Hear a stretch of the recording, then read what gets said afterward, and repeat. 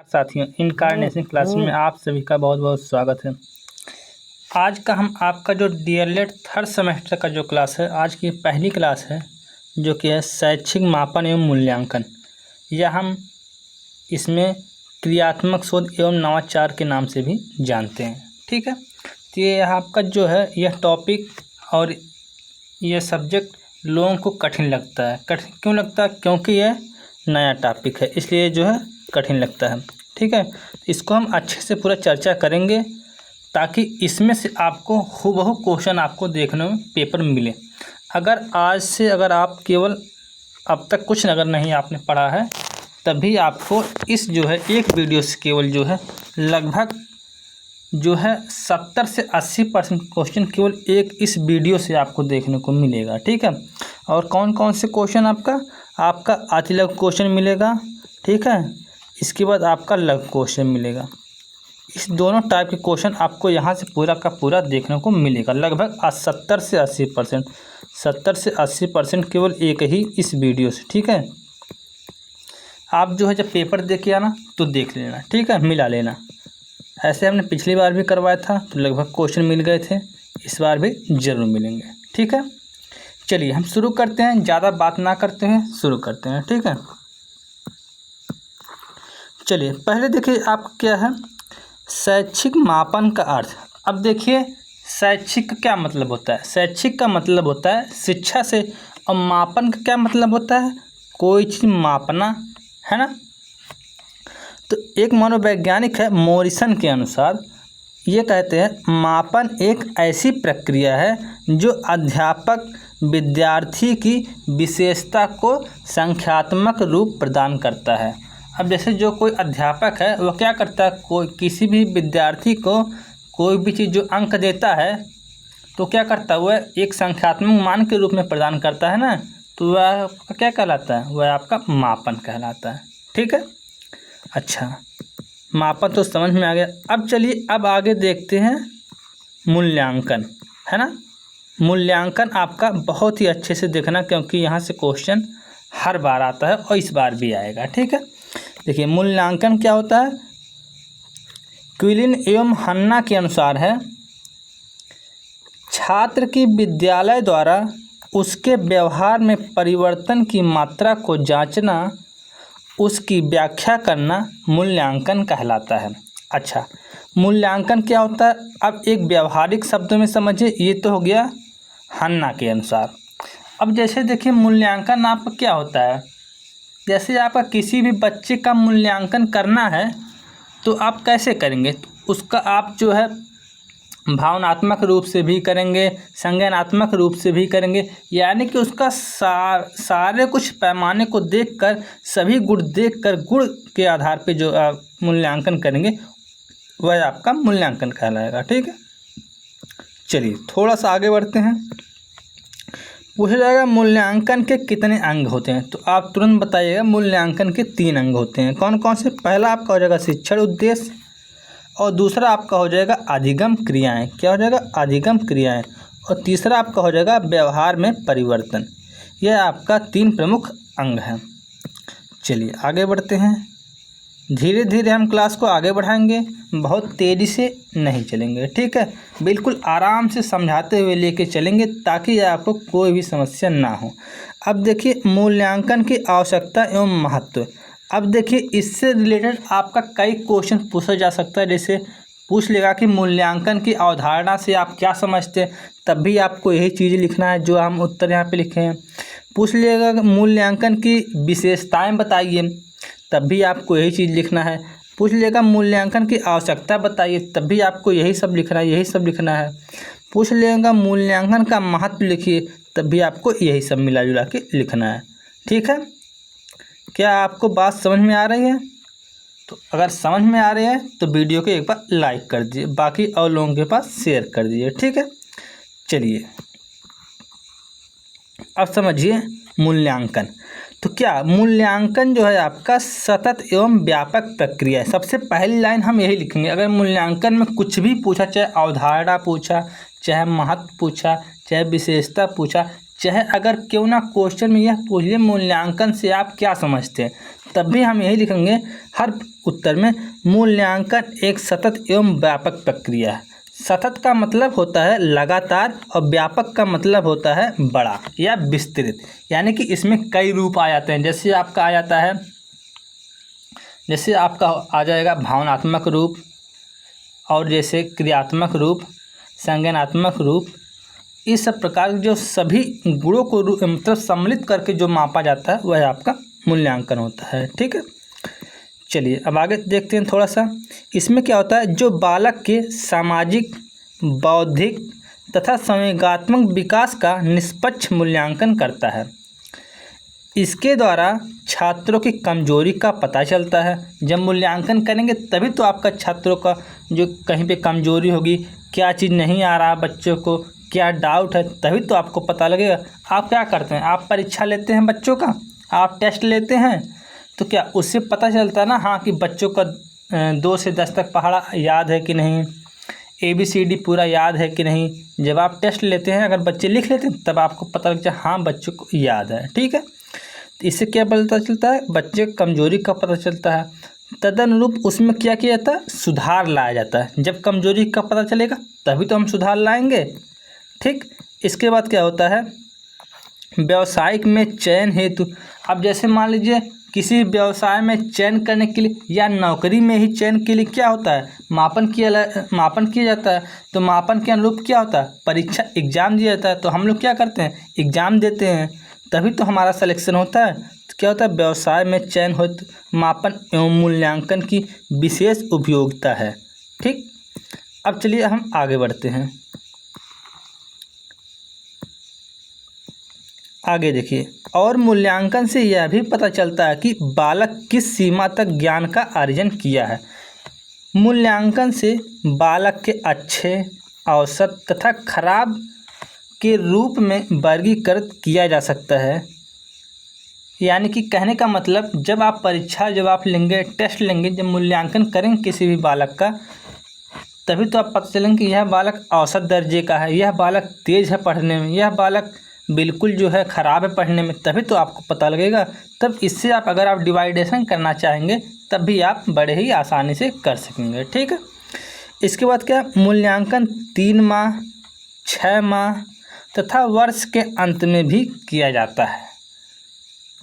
आपको इतनी बात समझ में आ गई। चलिए आगे बढ़ते हैं हम अगले टॉपिक यानी कि अगले क्वेश्चन पर। अब देखिए, मापन एवं मूल्यांकन में अंतर पूछा गया है। क्या, मापन एवं मूल्यांकन में अंतर, यह क्वेश्चन आपका बहुत ही महत्वपूर्ण है। अक्सर मापन एवं मूल्यांकन में अंतर पूछ लेता है। तो चलिए हम एक एक करके देखते हैं। सबसे पहले हम देखते हैं मापन। मापन क्या होता है, मापन का क्षेत्र, एक सेकंड,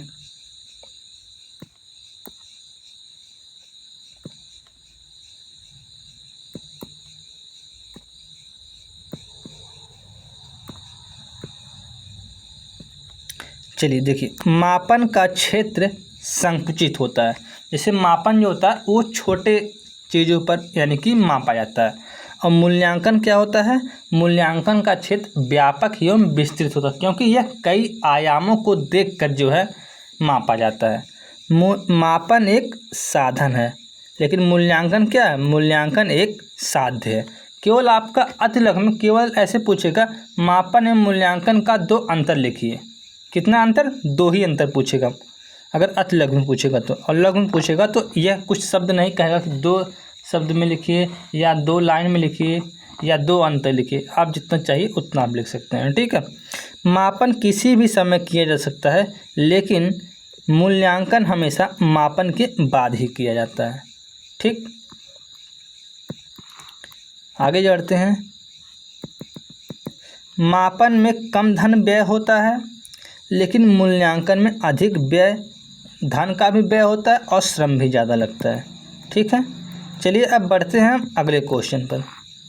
अगला क्वेश्चन इसी से रिलेटेड है, मापन तथा परीक्षण में अंतर। यह भी क्वेश्चन अधिकतर पूछा जाता है, इसलिए इसको भी हम ले लिए हैं। ठीक है, चलिए पहला आपका है, मापन में व्यक्ति सामान्य प्रश्न का उत्तर देता है। किसमें, मापन में। लेकिन अगर परीक्षण की बात करें तो परीक्षण के माध्यम से किसी व्यक्ति के विशेष के बारे में जानकारी लिया जाता है। चलिए अब आगे देखते हैं अगला अंतर। मापन का संबंध केवल भौतिक गुणों से होता है, लेकिन परीक्षण का संबंध मानसिक तथा मनोवैज्ञानिक गुणों से भी होता है। ठीक है। अगला अंतर है मापन का क्षेत्र व्यापक होता है और परीक्षण का क्षेत्र संकुचित होता है। लेकिन अभी आपने देखा कि मापन का क्षेत्र जो होता है संकुचित होता है, वह किसकी अपेक्षा, वह मूल्यांकन में आप अंतर में देखें। लेकिन यहाँ पे परीक्षण में क्या होता है, परीक्षण में व्यापक होता है। ठीक है, क्या इतनी बात समझ में आ गई? देखिए अगला है आपका बहुत ही महत्वपूर्ण क्वेश्चन जो कि लघु उत्तरीय क्वेश्चन पूछा जाता है। सतत एवं व्यापक मूल्यांकन बताइए क्या होता है। देखिए सतत का मतलब क्या होता है, अभी हमने बताया था सतत का मतलब होता है लगातार, और व्यापक का मतलब होता है विस्तृत। यानी कि ऐसा मूल्यांकन जो लगातार भी हो और सभी पक्षों को ध्यान में रख के हो, जिससे बालक का सर्वांगीण विकास हो सके। इस परीक्षा को हर 3 माह, 6 माह तथा वर्ष के लास्ट में किए जाते हैं, जिससे बच्चे के ऊपर ज़्यादा भार ना पड़ सके। अब तो देखिए लगभग हर महीने में जो है टेस्ट हो रहे हैं। क्यों? क्योंकि जो बच्चों को जैसे 3 यूनिट पढ़ाया गया या 4 यूनिट पढ़ाया गया तो क्या किया जाता है, उसके बाद तुरंत टेस्ट ले लिया जाता है, ताकि बच्चों को ज़्यादा बर्डन यानी कि भार ना पड़े याद करने में। ठीक है, और बालक के अंदर कमियों को दूर आसानी से किया जा सके, ताकि जो बच्चा 3 ही चैप्टर पढ़ा उसमें जो दिक्कत हो उसी में दिक्कत हो, बाकी आगे चल के उसमें शिक्षक क्या करते हैं, सुधार कर लेते हैं। इसीलिए जो छोटे छोटे जो पैमाने पर जो है टेस्ट ले लिया जाता है बच्चों का। इसके बाद क्या है, और यह बालक के लक्ष्य की प्राप्ति में सहायक होता है तथा बालक का मूल्यांकन करते समय सामाजिक पृष्ठभूमि तथा वातावरण को समझकर ही व्यापक मूल्यांकन किया जाता है। जैसे कोई बच्चा जो गरीब है, कोई बच्चा अमीर है, तो उसके सामाजिक बैकग्राउंड तथा उसके आर्थिक बैकग्राउंड को बिना जाने जो है मूल्यांकन अच्छे ढंग से नहीं किया जा सकता। क्यों? क्योंकि जब कोई बच्चा जो अच्छे घर से होगा उसका जो है वो तेज़ होगा, जाहिर सी बात है। क्यों तेज़ हो? क्योंकि उसके घर पे जो है अलग से ट्यूशन लगाया गया होगा, उसके मम्मी पापा भी पढ़े होंगे तो वे सब भी ध्यान देते होंगे। लेकिन अगर आप वही गरीब बच्चे के घर जाएंगे तो देखेंगे गरीब घर का बच्चे क्या करते हैं, ना तो उसके मम्मी पापा ध्यान देते हैं, ना उसके मम्मी पापा पढ़े होते हैं, तो कैसे ध्यान देंगे, नहीं ध्यान दे पाते हैं। तो ये जो है अपने कमाने खाने के केवल चक्कर में रहते हैं। ठीक है, बच्चों को उतना ध्यान दे नहीं पाते। तो अगर हम मूल्यांकन करेंगे, इस सब का ध्यान नहीं देंगे तो अच्छे से मूल्यांकन यानी कि जो है यानी कि निष्पक्ष रूप से मूल्यांकन नहीं हो पाएगा। इसलिए इन सभी बातों को हम मूल्यांकन करते समय ध्यान दिया जाता है। ठीक है, क्या बात समझ में आई पूरा? चलिए उम्मीद है कि समझ में आ रही होगी। अब अगला आपका है मौखिक अभिव्यक्ति के महत्व बताइए। मौखिक अभिव्यक्ति के महत्व क्या है? देखिए महत्व हो या लाभ हो दोनों बात एक है, तो आप सीधे से लिखेंगे मौखिक अभिव्यक्ति के निम्न लाभ हैं या निम्न महत्व हैं। ठीक, तो जैसे पहला महत्व क्या है, बालक के अंदर का झिझक दूर होता है। जैसे जब उसे मौखिक यानी कि मुख से बोलने का जब आप अवसर देंगे तो वह क्या होगा, वो धीरे धीरे उसका झिझक दूर हो जाएगा। दूसरी बात क्या हो जाएगा, दैनिक क्रियाकलाप में मौखिक भाषा का ज़्यादा प्रयोग करने लगेगा। ठीक है, फिर इसके बाद तीसरा पॉइंट क्या है, मौखिक से बालक आपस में वाद विवाद की समस्या से समाधान भी कर लेगा। जैसे कोई 2 बालक हैं आपस में वाद विवाद कर रहे हैं किसी प्रश्न को लेकर, तो क्या करेंगे, कुछ न कुछ उसका हल जरूर निकालेंगे। ठीक है, तो इससे जो है सहायता मिलती है वाद विवाद करने से। चलिए आगे बढ़ते हैं। अगला इसके कुछ दोष भी हैं।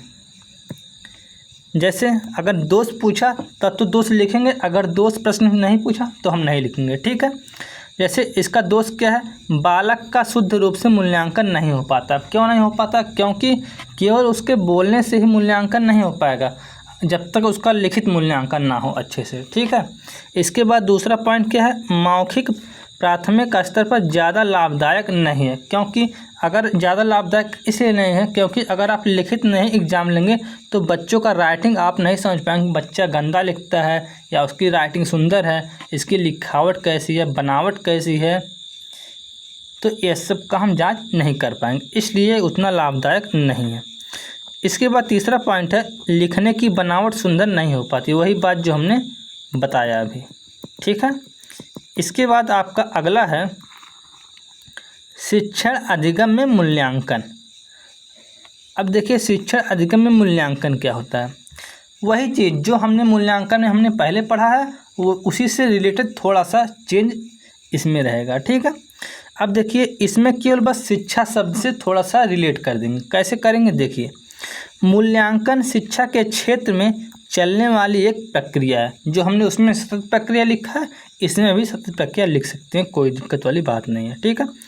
जो पूर्व निर्धारित उद्देश्यों की प्राप्ति की सीमा को ज्ञात करता है। इस प्रकार मूल्यांकन प्रक्रिया के 3 अंग हैं। अब जैसे मूल्यांकन हम क्यों करते हैं किसी बच्चे का, हम इसलिए करते हैं ताकि जो हमने पढ़ाया है क्या उस बच्चे को उतना आ गया, यानी कि हमारा उद्देश्य पूर्ण हुआ कि नहीं, इसी चीज़ का जांच करने के लिए तो हम मूल्यांकन करते हैं। तो आप कहेंगे हाँ बिल्कुल। इसके देखिए प्रमुख 3 अंग हैं, कौन कौन से। पहला आपका शिक्षण उद्देश्य, इसके बाद दूसरा है अधिगम क्रियाएं और तीसरा है व्यवहार परिवर्तन। जब आप शिक्षा देंगे बच्चों को तो उसके व्यवहार में परिवर्तन होगा, तो आप कहेंगे हाँ बिल्कुल परिवर्तन होगा। पहले बच्चा जो है ABCD नहीं जानता था, आप धीरे धीरे उसको ABCD सिखाए, अब उसके व्यवहार में परिवर्तन आ गया। क्या आ गया कि उसको ABCD भी आ गया, यही उसके अंतर्गत परिवर्तन हुआ, ठीक। चलिए आगे बढ़ते हैं। ये तीनों एक दूसरे पर निर्भर करते हैं जिससे छात्रों के व्यवहार में परिवर्तन देखने को मिलते हैं। यही वांछित परिवर्तन करके मूल्यांकन किया जाता है। इसीलिए जो है मतलब मूल्यांकन किया जाता है, कहने का मतलब ये है, ठीक। अब आगे देखिए उत्तम परीक्षण की विशेषताएं बताइए। अब देखिए उत्तम परीक्षण की विशेषताएं क्या होता है। देखिए उत्तम परीक्षण की विशेषताएं होता है एक अच्छा परीक्षण वही होता है जिसमें उद्देश्यों की उद्देश्यों की पूर्ति हो सके तथा विश्वसनीयता, वैधता एवं मानक निश्चित होते हैं। अब देखिए सबसे अच्छा परीक्षण उसे माना जाता है जिसमें जो है उद्देश्य की पूर्ति भी हो सके तथा उसमें विश्वसनीयता बनी रहे और वैधता भी बनी रहे। अब देखिए विश्वसनीयता का मतलब ये होता है कि हमें ऐसे परीक्षण करना चाहिए जिससे कि मापने पर या मूल्यांकन करने पर हर बार एक ही परिणाम आए, तो वह आपका विश्वसनीय होता है, ठीक, या मान निश्चित आए। इसके बाद आपका अगला पॉइंट है इसमें अच्छे परीक्षण में व्यापकता का गुण पाया जाता है। किसमें पाया जाता है, अच्छे परीक्षण में व्यापकता का गुण पाया जाता है। तथा दूसरा पॉइंट हम लिखेंगे अच्छे परीक्षण वस्तुनिष्ठ एवं व्यापकता के साथ मापन करते हैं। इसके बाद तीसरा पॉइंट है अच्छे परीक्षण वैध होते हैं, ठीक। चलिए आगे बढ़ते हैं, इतनी बात समझ में आ गई होगी। अब आगे देखिए, आगे है प्रश्न। क्या है, प्रश्न क्या होता है। किसी भी शिक्षक को मूल्यांकन के लिए प्रश्नों की आवश्यकता होती है। अब कैसे होती है बता रहे हैं। जैसे देखिए आप कोई भी बच्चा है उसका आप मूल्यांकन मौखिक रूप से भी कर सकते हैं, तो उससे आप कोई भी प्रश्न पूछेंगे ना कि बाबू आप 2 का पहाड़ा मतलब बताइए, या जो है जो भी आप पाठ पढ़ाए होंगे उससे रिलेटेड कुछ पूछेंगे, या आप कोई कविता सुनेंगे, बाबू ये वाली कविता सुनाइए, ठीक है, ये वाली कविता सुनाइए, या इंग्लिश में इसको अनुवाद में क्या कहते हैं इसे, तो आप कुछ भी प्रश्न पूछ सकते हैं, तो वो पता लगेगा इस बच्चे को कितना नॉलेज है, ठीक। तो मौखिक क्रियात्मक एवं प्रयोगात्मक हो सकता है। ये परीक्षण की माने कि प्रश्न के प्रकार हैं। तो मूल्यांकन में 4 प्रकार के प्रश्नों का प्रयोग किया जाता है। कैसे कैसे, सबसे पहले वस्तुनिष्ठ जो है प्रश्नों का प्रयोग किया जाता है, फिर दूसरे नंबर पे अतिलघु का प्रयोग किया जाता है, फिर तीसरे नंबर पे लघु प्रश्न का प्रयोग किया जाता है, फिर चौथे नंबर पे दीर्घ उत्तरीय प्रश्न का प्रयोग किया जाता है। अब जैसे आपका ही एग्जाम है तो आपके एग्जाम में 3 यूज किया जाता है, एक लघु यूज किया जाता है, एक अतिलघु यूज किया जाता है, एक वस्तुनिष्ठ। तो इससे आपका परीक्षण किया जाता है इन 3 प्रकार के प्रश्नों से। ठीक, उम्मीद है कि समझ में आ गया होगा। अब देखिए, प्रश्न भी 2 प्रकार के होते हैं। एक आपके जो निबंधात्मक प्रश्न होते हैं, एक आपके वस्तुनिष्ठ प्रश्न होते हैं। अब देखिए, ऐसे प्रश्न जिसमें एक शब्द में उत्तर नहीं दिया जाता है, बल्कि इसमें बालक अपने अनुसार प्रश्नों का उत्तर देता है, जिसकी समय सीमा अलग अलग हो सकती है। ये 3 प्रकार के होते हैं। अब कौन कौन से? ये आपका अतिलघु हुआ, दूसरा लघु हुआ, तीसरा दीर्घ हुआ। ये आपके तीनों निबंधात्मक प्रश्न के अंतर्गत आते हैं। इसमें क्या होता है, क्या आप एक शब्द में उत्तर देते हैं? आप कहेंगे नहीं, इसमें हम 1 लाइन में उत्तर देते हैं, 2 लाइन में उत्तर देते हैं, और दीर्घ उत्तरी में तो हम 8-8, 10-10 लाइन भी लिखते हैं। तो इसमें कोई जो है बहुत बाउंडेशन नहीं होता कि आप 1 शब्द में लिखिए या 2 शब्द में लिखिए।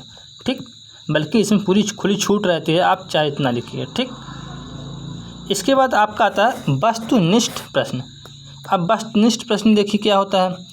ऐसे प्रश्न में बालक 4 उत्तरों में से कोई एक सही उत्तर का चुनाव करते हैं। ठीक, ये आपके वस्तुनिष्ठ प्रश्न आते हैं। अभी हम इसके आगे भी लिखे हैं, वस्तुनिष्ठ के भी 4 प्रकार होते हैं।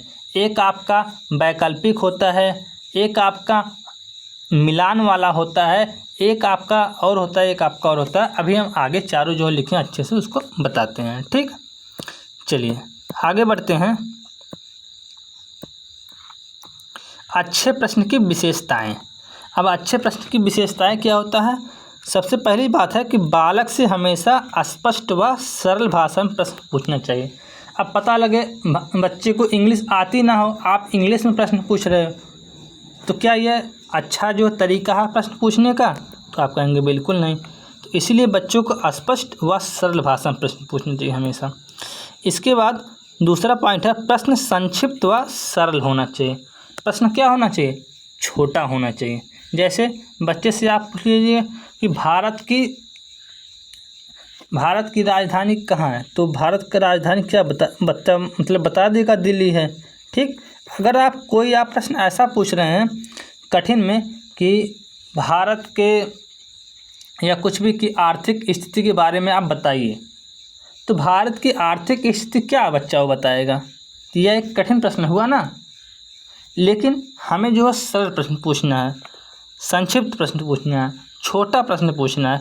इन सब बातों का ध्यान देना चाहिए। यही जो होती है अच्छे प्रश्न की विशेषता होती है। इसके बाद तीसरा पॉइंट है, प्रश्न बालक के स्तर का होना चाहिए। अब पता लगे बालक जो कक्षा 2 में पढ़ता है, 3 में पढ़ता है, आप पूछ रहे हो कक्षा 5 का सवाल, तो क्या वो बता पाएगा? नहीं बता पाएगा। इसलिए हमेशा बालक के स्तर का प्रश्न पूछना चाहिए। इसके बाद चौथा पॉइंट है, प्रश्न पाठ्य पुस्तक से होनी चाहिए, यानी कि उसके जो पाठ्य पुस्तक पढ़ाई गई हो उससे रिलेटेड प्रश्न होना चाहिए। ऐसा नहीं है कि चाहे जिधर का पूछ लें। ठीक है, इन सब चीज़ों को ध्यान दिया जाता है। चलिए अगला है आपका निबंधात्मक शिक्षण व उपचारात्मक शिक्षण। अब देखिए निदानात्मक शिक्षण व उपचारात्मक शिक्षण, यह भी बहुत महत्वपूर्ण प्रश्न है आपका। ठीक है, अब देखिए निदानात्मक का मतलब होता है कि कोई भी जो कमियों को जानना, और इसके उपचारात्मक का मतलब होता है उस कमियों को दूर करना।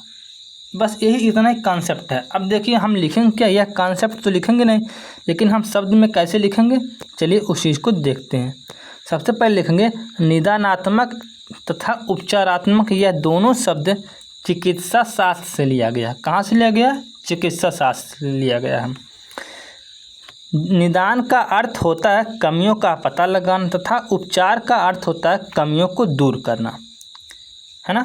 इसके बाद होता है क्या? बालक किस भाषा विषय में सीखने में असमर्थ है तथा क्यों सीख नहीं पा रहा है, इसके कई कारण हो सकते हैं। जैसे बालक किसी प्रकार का शारीरिक दिव्यांग हो सकता है, उसकी जिह्वा कटी हो, या कोई दिक्कत हो, या आर्थिक कमजोरी हो, या उसका वातावरण जो हो वैसा ना हो। ठीक, इन सभी बातों को ध्यान दिया जाता है। ठीक है, इसी कारण का समाधान निकाला जाता है। ठीक है, यही जो कारण होता है, यही सब बच्चे का चाहे वातावरण कारण हुआ, चाहे दिव्यांग हुआ, चाहे आर्थिक कमजोरी हुआ, इन सब कार्ड का जब हम उपचार करते हैं यानी कि समाधान निकालते हैं तो यह आपका उपचार कहलाता है। ठीक, लेकिन उपचार शब्द चिकित्सा में ज़्यादा यूज किया जाता है, लेकिन अगर हमें शिक्षा से संबंधित कोई समस्या है तो उसको हम समाधान कहेंगे। ठीक, उपचार नहीं बल्कि। ठीक, उम्मीद है कि आपको यह अच्छे से समझ में आ गया होगा दोनों कॉन्सेप्ट। चलिए आगे बढ़ते हैं। अब देखिए, अब आगे आपका है क्रियात्मक शोध। क्रियात्मक शोध क्या होता है? देखिए, क्रियात्मक शोध का शिक्षा के क्षेत्र में उत्पन्न समस्याओं को वैज्ञानिक ढंग से परिवर्तन या सुधार तथा प्रगतिशील बनाए रखने के लिए भारतीय विद्यालय में क्रियात्मक अनुसंधान का बहुत ही महत्व है। तो हम जैसे क्रियात्मक शोध का क्या मतलब होता है, जैसे कोई भी चीज़ हुआ शिक्षा के क्षेत्र में, हमें बदलाव लाना, उसमें सुधार लाना है, कोई कमियां हैं उसको दूर करना है, तो हम क्या करेंगे? वैज्ञानिक ढंग से, वैज्ञानिक दृष्टिकोण से उसमें क्या करेंगे? सुधार करेंगे। यह प्रक्रिया क्रियात्मक शोध कहलाता है। ठीक, इसके बाद इसमें अगला पॉइंट है, यह शिक्षा तथा बालकों को वैज्ञानिक दृष्टिकोण प्रदान करता है। ठीक, इसके बाद दूसरा है, यह देश के प्रगति में सहायक है। तीसरा पॉइंट लिखेंगे हम, कम समय में समस्याओं का समाधान जल्दी से कर पाना ही यह जो है यह किसकी देन है? क्रियात्मक शोध की देन है। ठीक है, इसके बाद चौथा पॉइंट एवं लास्ट पॉइंट है, शिक्षण में व्यवहारिकता लाई जा सके, यानी कि जिससे शिक्षण में व्यवहारिकता लाई जा सके, यह क्रियात्मक शोध की देन है। ठीक है, चलिए आगे बढ़ते हैं। अब पूछ लेगा क्रियात्मक शोध के सोपान। अब देखिए, क्रियात्मक शोध के सोपान कितने होते हैं? क्रियात्मक शोध के सोपान आपके 8 सोपान होते हैं। क्रियात्मक शोध के कई चरण अथवा सोपान होते हैं। तो हम पहले जब आप किसी चीज़ पर शोध करते हैं यानी कि रिसर्च करते हैं तो आप क्या करते हैं? सबसे पहले आप करते हैं, पहले सोपान देखिए लिखा गया है, सबसे पहले कोई भी समस्या का चयन करते हैं। जैसे मान लीजिए बालक के अंदर कोई समस्या आई, कोई वर्तनी शुद्धि या वर्तनी अशुद्धि कोई आई, बालक नहीं अच्छे से उच्चारण कर पा रहा है, यह क्या हुआ? यह एक समस्या हुआ, पहला सोपान हुआ। ठीक, इसके बाद दूसरा सोपान में क्या होता है? समस्या किस प्रकार का है तथा किससे रिलेटेड है, इस चीज़ का पता लगाएंगे। अब पता लगा यह जिह्वा से संबंधित है या किस चीज़ में दिक्कत है, पता लगे उसको शिक्षक सिखाए ना हो तब जो उच्चारण नहीं अच्छे से कर पा रहा, हो सकता है उसका कोई विकृति हो शारीरिक तब वह अच्छे से उच्चारण ना कर पा रहा, यह क्या होगा? दूसरा सोपान। इसके बाद हम तीसरा सोपान देखते हैं। तीसरा सोपान में क्या कहा गया है?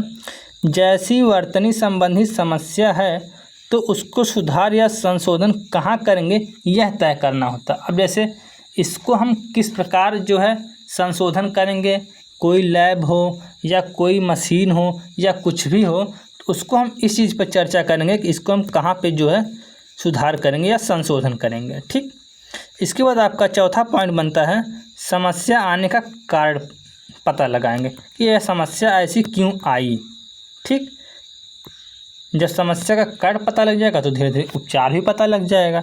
इसके बाद 5वां सोपान आ जाता है आपका समस्या का समाधान करने वाले इक्विपमेंट पर विचार करेंगे, यानी कि उपकरण पर विचार करेंगे कि इसमें कौन सा उपकरण लगेगा, कौन सी विधियाँ लगेंगी, कौन सी वैज्ञानिक दृष्टिकोण लगेगा, इन सब चीज़ों के बारे में चर्चा करते हैं। यह है आपका 5वां सोपान। इसके बाद क्या करते हैं 6वें सोपान में, फिर उस पर उपकरण से समस्या को दूर करेंगे। फिर क्या करेंगे? उस उपकरण से हम क्या करेंगे?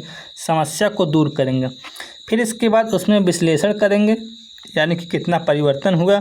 फिर इसके बाद 8वां सोपान जब आपका आ जाएगा तब हम उसमें क्या करेंगे? उसमें निष्कर्ष निकालेंगे। उसमें निष्कर्ष निकाल के बालक के अंदर कितना सुधार हुआ ये हम निष्कर्ष निकालेंगे। ये आपका हो गया 8वां सोपान। यानी कि आप ऐसे समझिए कि कोई भी चीज़ बच्चे के अंदर जो सुधार लाएंगे, पहले हम कमियां देखेंगे, फिर इसको कमियां पे कहाँ पे जो है कौन से उपकरण से उसको जो है सही करेंगे कमियों को, फिर कहाँ पे सही करेंगे, विश्लेषण करेंगे, फिर इस पर विचार करेंगे, फिर निष्कर्ष निकालेंगे। इन सब जो सभी प्रक्रियाएं हैं यही 8 सोपान है क्रियात्मक शोध के। आशा है, हमें उम्मीद है कि यह आपको अच्छे से समझ में आ गया होगा। ठीक, चलिए आगे बढ़ते हैं। देखिए, आपको सारे कुछ प्रश्न, सारे कॉन्सेप्ट आपको इस एक ही वीडियो में आपको मिल जाएंगे। ठीक है, आपको कोई और दूसरा वीडियो जो है देखने की ज़रूरत नहीं पड़ेगा। हम ये पूरा कोशिश करेंगे। ठीक है, यहाँ तक हम इसका PDF भी प्रोवाइड करा देंगे अपने टेलीग्राम चैनल पर, जो कि हम इस टेलीग्राम चैनल का लिंक इस डिस्क्रिप्शन बॉक्स के, इस वीडियो के डिस्क्रिप्शन बॉक्स में दे दिए हैं। ठीक है, चलिए अब देखिए, हम देखते हैं शैक्षिक नवाचार। अब देखिए शैक्षिक नवाचार क्या होता है। नवाचार का मतलब क्या होता है? जैसे नवाचार का मतलब होता है शिक्षा जगत में कोई नई तकनीक ला देना ही क्या कहलाता है? नवाचार कहलाता है कि नहीं? तो इसको हम लेकिन कैसे लिखेंगे?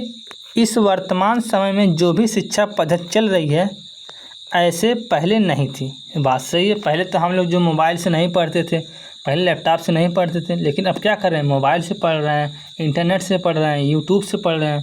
पहले ऐसा था क्या? नहीं, पहले हम विद्यालय में जाते थे। ठीक, यह पहले की शिक्षा और आज की शिक्षा पद्धति में जो परिवर्तन देखने को मिला वही शैक्षिक नवाचार है। क्या आपको बात समझ में आ गया? जो हमें पहले की शिक्षा थी और अब की शिक्षा में जो परिवर्तन हुआ यही आपका शैक्षिक नवाचार है। ठीक, पूछा जाएगा शैक्षिक नवाचार का महत्व लिखिए, तो आप क्या लिखेंगे? देखिए, पहला आप लिखेंगे कि जिससे छात्रों का सर्वांगीण विकास में सहायक हो, पहला पॉइंट। दूसरा पॉइंट आप लिखिएगा शिक्षण विधि के प्रयोग से शिक्षा ग्रहण करना आसान हो गया है। अब क्या है, जैसे देखिए मान लीजिए चाहे शिक्षण विधियाँ हो गया, जैसे आप NEP पढ़े होंगे, न्यू एजुकेशन पॉलिसी, तो उसमें कई सारी शिक्षण विधियों का प्रयोग किया गया है। आप जो सेकंड सेमेस्टर में भी पढ़ेंगे शिक्षा विधियाँ, फर्स्ट सेमेस्टर में पढ़ेंगे शिक्षा विधियाँ, आज सभी तमाम शिक्षा विधियों का प्रयोग करके क्या किया जा रहा है? शिक्षा को नवाचार के रूप में प्रयोग किया जा रहा है। ठीक, इसके बाद तीसरा पॉइंट है अनेक समस्याओं का समाधान हो पा रहा है। यहाँ पे जो है समान लिख दिया गया है गलती से, तो आपको क्या कर दीजिएगा? समाधान कर दीजिएगा यहाँ पर।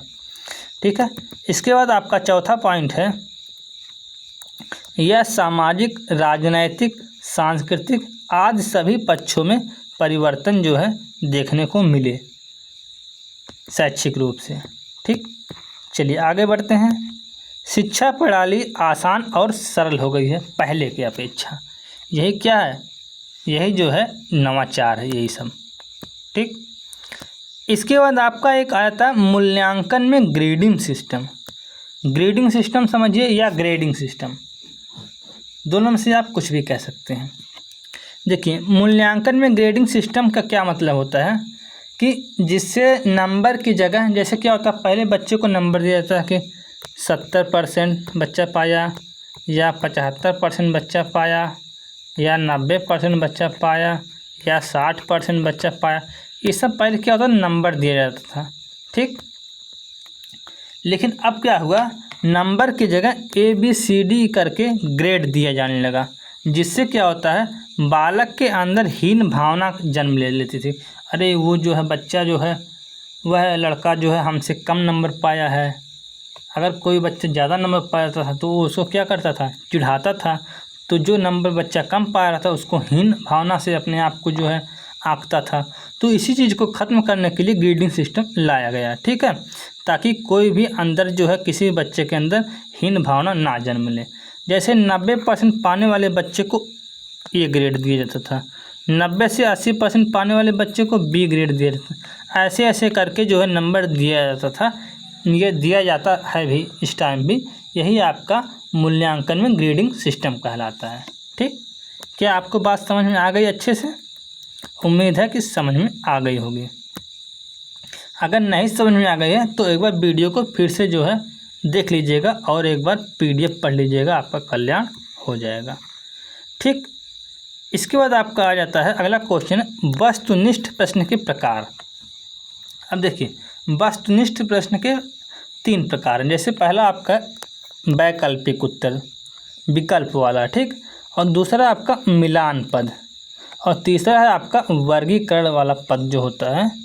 यह आपके वस्तुनिष्ठ के 3 जो है प्रकार के हैं। इसके बाद इनकी कुछ विशेषताएं भी हैं। जैसे वस्तुनिष्ठ प्रश्नों में उत्तर निश्चित होते हैं।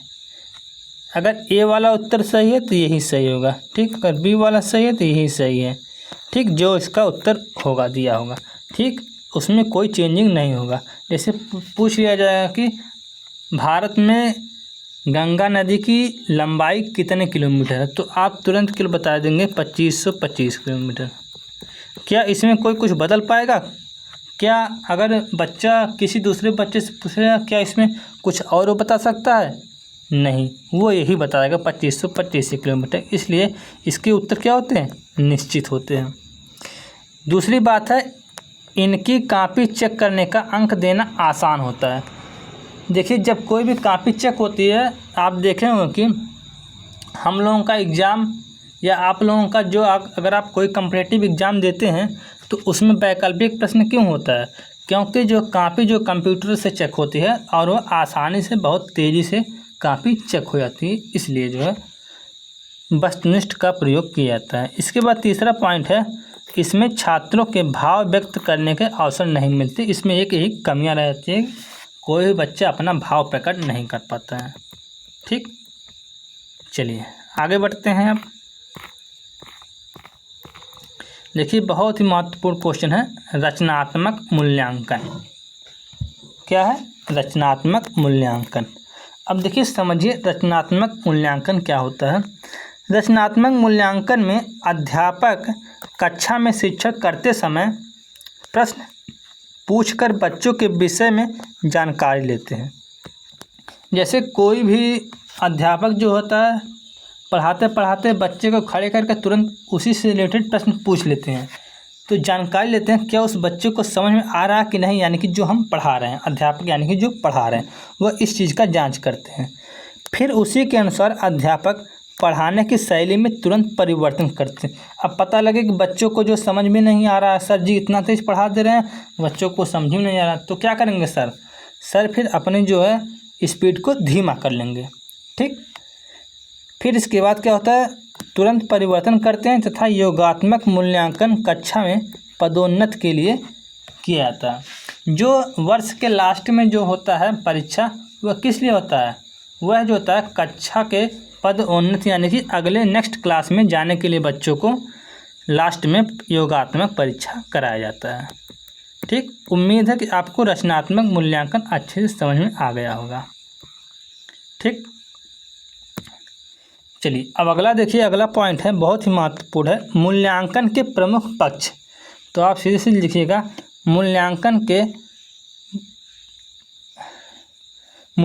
के 3 पक्ष हैं। कौन कौन से? ज्ञानात्मक पक्ष, भावात्मक पक्ष, क्रियात्मक पक्ष।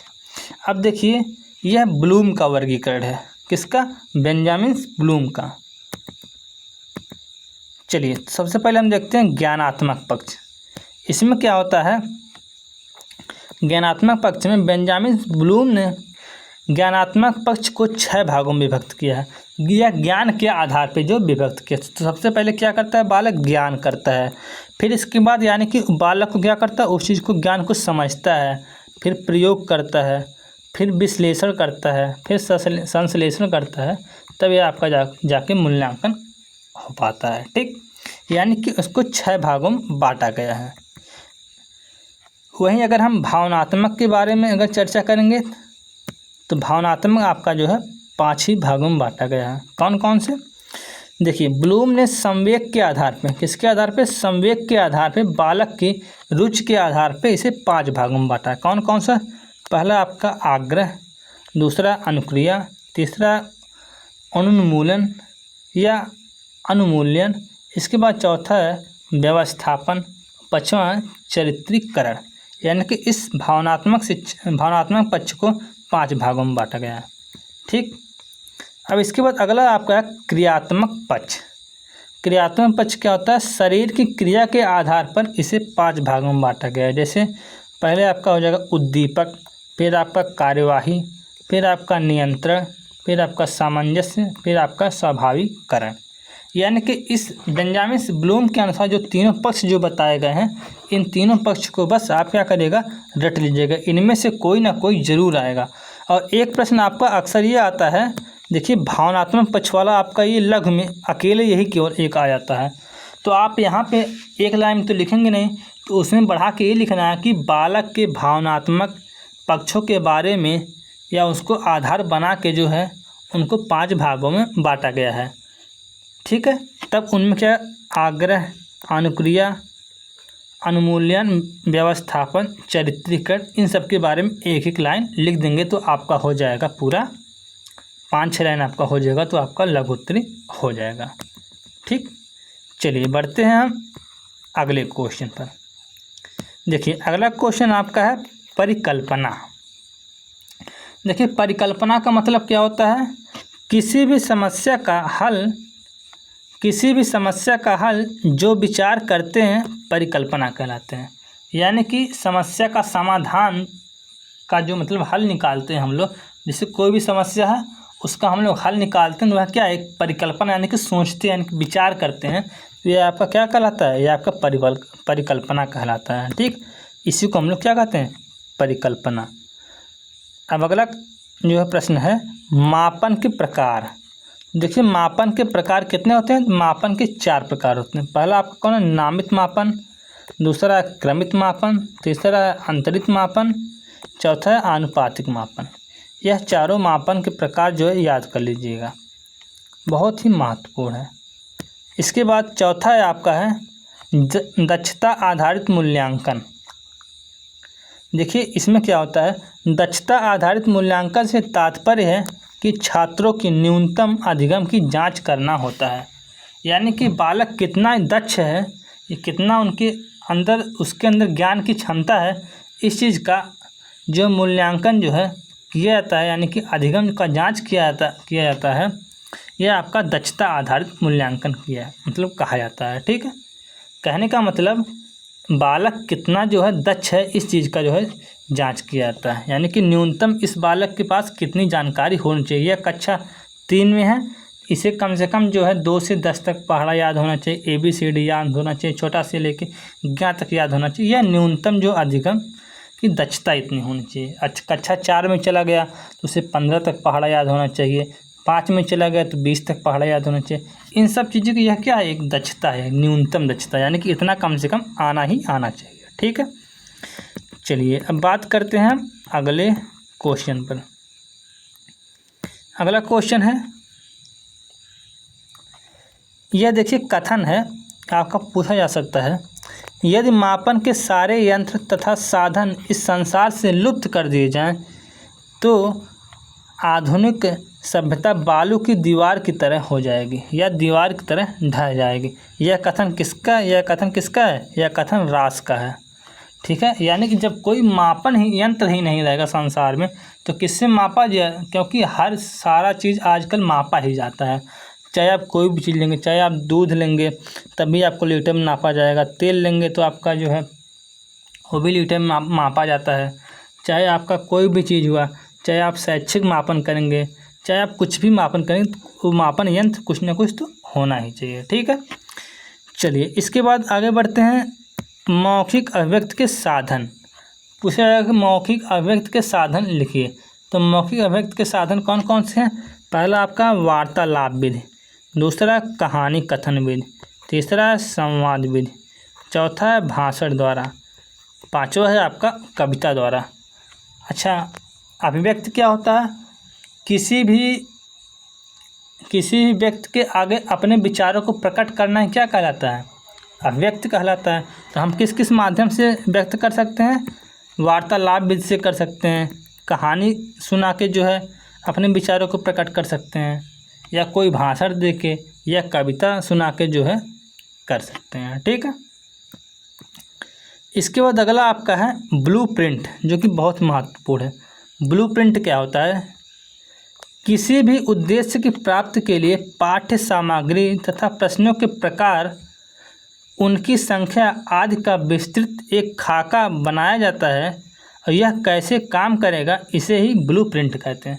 जैसे कोई भी चीज़ हमें कैसे क्या चीज़ लाना है, जैसे कोई सामान लाना बाज़ार से, सबसे पहले हम क्या करते हैं, उसका एक चिट्ठा ऐसे बनाते हैं, हाँ ये सामान लाना है, ये सामान इतना लाना है, ये सामान इतना लाना है, ये सामान इतना लाना है। यह क्या है, यह एक समझ लीजिए ब्लूप्रिंट का काम करता है। इसी प्रकार हम लोग शिक्षण में क्या करते हैं, सबसे पहले उद्देश्य की प्राप्ति करने के लिए, जैसे हमें मान लीजिए उद्देश्य की प्राप्ति क्या करना है, बच्चों को पहाड़ा याद करा देना है, बच्चों को कविता याद करा देना, यह है आपका उद्देश्य की प्राप्ति। अब उसमें क्या करेंगे, सबसे पहले हम ढांचा तैयार करेंगे। बच्चों को हम पहले 2 से लेकर 5 तक पहाड़ा याद कराएंगे, फिर इसके बाद गिनती 1 से लेकर जो है 10 तक जो है पूरा सुनेंगे। इन सब चीज़ों को सिस्टमेटिक ढंग से जो करने की प्रक्रिया है, ये आपका ब्लूप्रिंट कहलाता है। ठीक, उम्मीद है आपको समझ में आ गया होगा। अब अगला देखिए क्वेश्चन क्या है, विश्वसनीयता से क्या तात्पर्य है। देखिए विश्वसनीय का मतलब क्या होता है, ऐसे परीक्षण जिसका बार बार परीक्षण करने या प्रयोग करने पर उत्तर एक ही प्राप्त हो, विश्वसनीय कहलाता है। जैसे आप किसे कहते हैं विश्वसनीय व्यक्ति हैं, जैसे आप उसे जो है विश्वसनीय व्यक्ति क्यों किसी कब कहेंगे, जैसे जब वह हर परिस्थिति में एक समान रहे। कहने का मतलब है हर परिस्थिति में एक समान रहे, तब वह विश्वसनीय कहलाता है। इसी प्रकार जो है शिक्षा में कोई भी जब हम कॉपी चेक कर रहे हैं या परीक्षण कर रहे हैं, तो हमेशा रिजल्ट एक ही आना चाहिए। जब रिजल्ट एक ही आएगा तो समझा जाएगा यह विश्वसनीय है। ठीक, चलिए अब आगे बढ़ते हैं। आगे आपका देखते हैं उत्तम परीक्षण की कसौटियाँ कौन सी हैं। तो उत्तम परीक्षण की कसौटियाँ कौन कौन सी है, परीक्षण में वैधता होनी चाहिए, वस्तुनिष्ठता होनी चाहिए, विश्वसनीयता होना चाहिए, विभेद शक्ति होना चाहिए। इन सब चारों चीज़ अगर हैं किसी के अंदर, तो वह समझ लिया उत्तम परीक्षण है। ठीक है, अब आगे बढ़ते हैं। आगे देखिए मूल्यांकन के प्रकार हैं। क्या है, मूल्यांकन के प्रकार। तो मूल्यांकन के आपके 2 प्रकार है, एक आपके योगात्मक मूल्यांकन, दूसरा है आपके रचनात्मक मूल्यांकन। ठीक है, अब इसके बाद आगे बढ़ते हैं।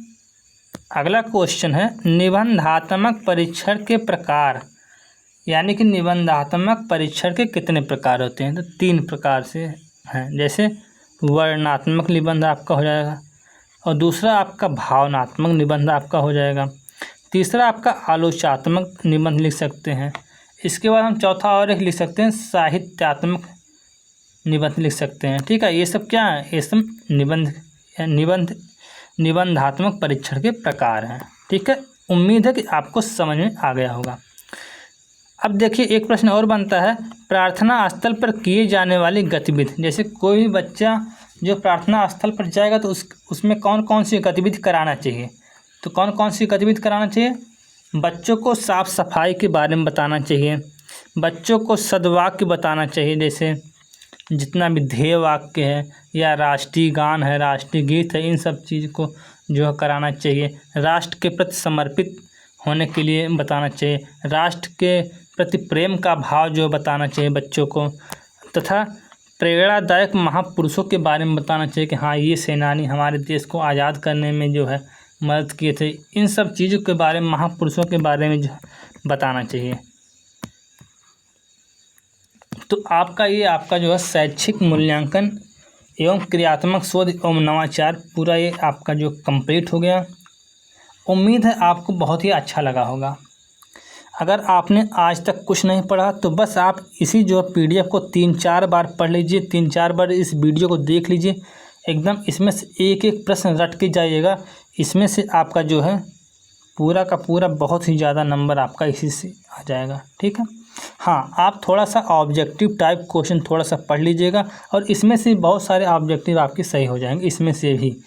ठीक है, हाँ अतिलघु और लघु आपके यहीं से क्वेश्चन आएंगे। ठीक है, केवल एक ही इस वीडियो से अगर देख लीजिएगा, अगर नहीं आएगा तो आप चैनल को जो है अनसब्सक्राइब भी कर सकते हैं। ठीक है, अच्छा एक बात और, आप हमारे जो है इस YouTube चैनल को जो है सब्सक्राइब कर लीजिएगा, तथा इंस्टाग्राम पे भी इसका पेज बना है, उसको आप फॉलो कर सकते हैं, तथा जो है यहाँ पे जो है टेलीग्राम का चैनल भी बना है, जो कि इस नीचे दिए गए डिस्क्रिप्शन बॉक्स में हम इसका लिंक दे दिए हैं, वहाँ से आप इसका PDF जो है ले सकते हैं। इसका PDF वो भी पूरा फ्री, इसका कोई चार्ज नहीं है। ठीक है, तो आप फ्री PDF पाने के लिए आप टेलीग्राम चैनल से आप हमारे जुड़ सकते हैं।